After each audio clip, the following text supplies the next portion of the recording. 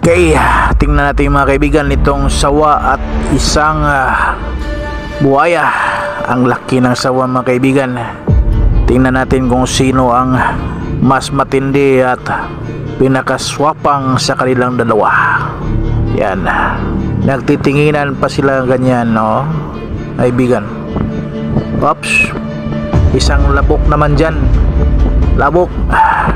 Labok dito, labok doon. Patay ka! Pambihira ginawang almusal yung buhaya dito Oh. Hindi na nakapalag yung buhaya mga kaibigan.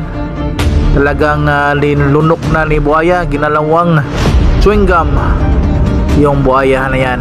Tingnan nyo mga kaibigan. Ay nako, nakakatakot. Ay nalunok na lahat. Inlunok na lahat. Pambihirang buhaya to, sawa pala.